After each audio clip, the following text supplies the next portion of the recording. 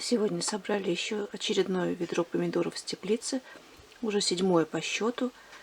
Обрезала в теплице листья, осталось совсем немного, а помидор на ветках висит еще порядком. Помидоры продолжают радовать своим размером, и, конечно, они очень вкусные. Кистевые томаты дают вот такие идеальные плоды, как будто прям с картинки.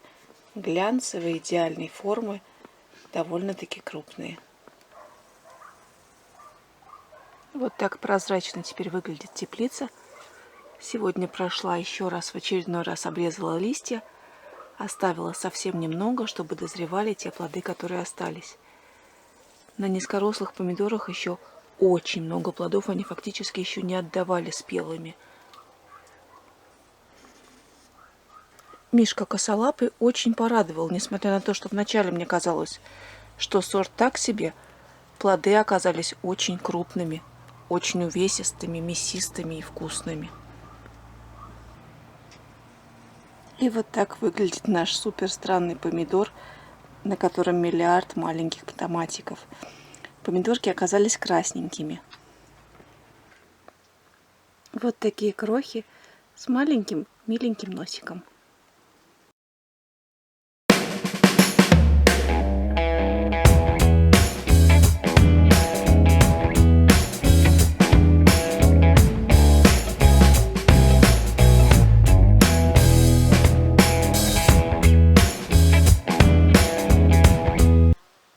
Последние числа августа, и я думаю, что надо уже окончательно убирать все оставшиеся помидоры из открытого грунта. На днях обещают снова дожди. Первую часть я убрала в первых числах. Получилось 1,5 ведра крупных помидоров, но они настолько зеленые, что только-только начали буреть вот спустя 3 недели. Сейчас буду снимать эти зелеными, полужелтыми и тоже держать в коробке, пока не поспеют. Упс. Одной коробки не хватило. Пойду искать еще одну. Дозаривание помидоров — это постоянное тасование их с места на место. Самые спелые уже снова готовы. Пора делать аджику. Эти на подходе. Но вот этим, которые я собрала сегодня, несколько дней еще придется созреть. К вопросу о том, стоит ли брать свои семена перца. Все-таки перец — это переопыляющееся растение, которое опыляется насекомыми. Вот это классические халапеньо. В прошлом году у нас были покупные семена, но мы собрали свои семена. Перец полностью соответствует своему сорту, то есть довольно крупные плоды с толстыми стенками.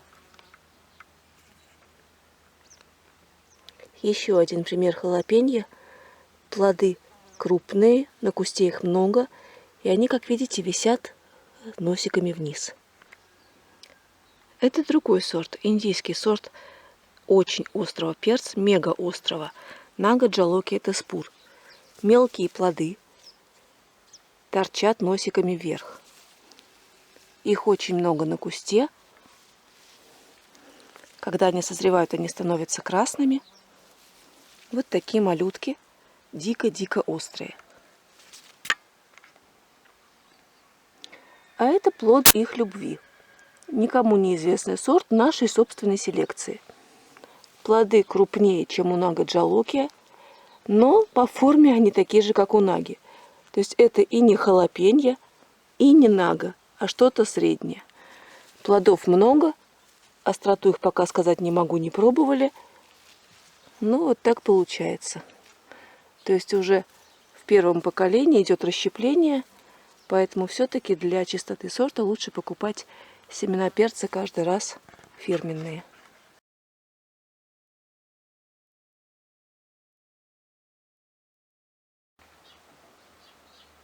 Красавица датура еще не успела закрыть свои цветы. Обожаю это растение. В Сочи оно растет как многолетнее. Оно из семейства посленовых.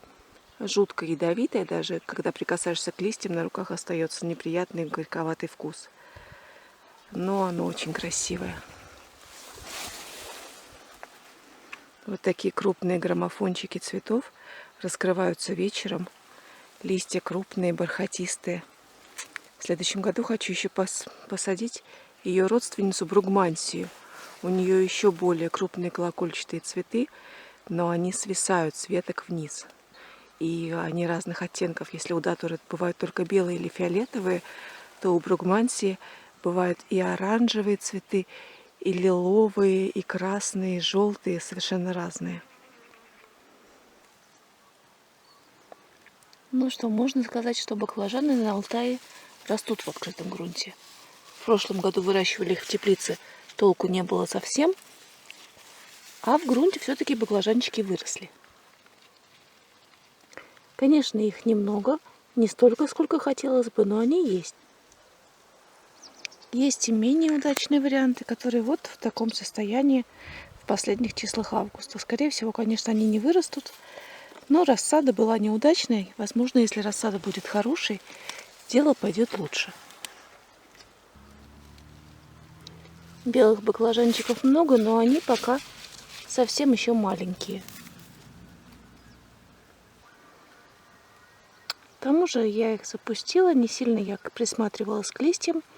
Сейчас посмотрела повнимательнее, оказалось, что все они у меня поражены паутинным клещом. На камеру, наверное, это не очень видно, но если вы видите на баклажанах вот такие мельчайшие, крошечные белые пятнышки, это результат того, что на обратной стороне сидят миллионы невидимых глазу насекомых. В следующем году нужно следить тщательнее и проводить обработки.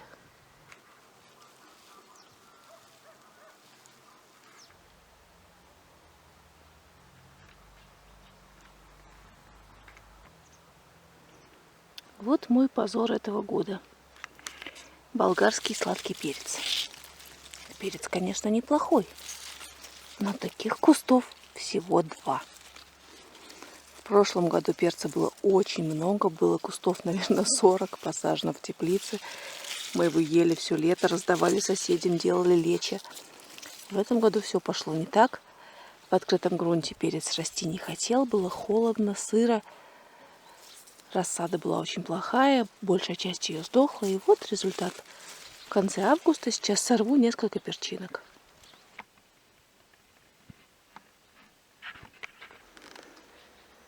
По принципу хорошо иметь домик в деревне. Пошел, вырвал из земли идеальную морковочку, снял лучок, собрал сладкий перчик, помидорчик, баклажанчик и пошел готовить. Кстати, вот такой лук, это вырос просто из семян. Севком он явно не стал, вырос в нормальную луковицу. Вот такой замечательный натюрморт. Ну что же, все свое. Можно готовить баклажановую икру. Сегодня 2 сентября, стоят солнечные дни, и помидоры активно поспевают в теплице. Как ни странно, теплица окупила себя буквально за 1 год. То есть вот мы в этом году уже собрали 7 ведер, и я думаю, что здесь еще висят на ветках еще ведер 7, как бы не 8. По нашим ценам, что у нас помидоры в этом году не опустились ниже 150 рублей за килограмм, то есть получается, если ведер 15, это примерно 100 килограмм помидоров, то есть это примерно 15 тысяч. На поликарбонат мы потратили 13,5 тысяч, ну и в прошлом году на деревянную конструкцию еще 1005 ушло. В прошлом году помидор было немного, а вот в этом очень даже много. То есть поликарбонат свое оправдывает. Если он простоит еще несколько лет, я надеюсь, хотя бы лет на 5 его хватит, то будет очень даже и хорошо. Понятно, что окупаемость это условная, то есть мы не продали эти помидоры, а съели сами, но мы их съели. То есть если бы это количество помидор покупать, то вышло бы очень даже дорого. И понятно, что, конечно, столько бы мы их не купили. А так мы их и наелись, и консервации очень много сделали на зиму. Так что очень даже приятно.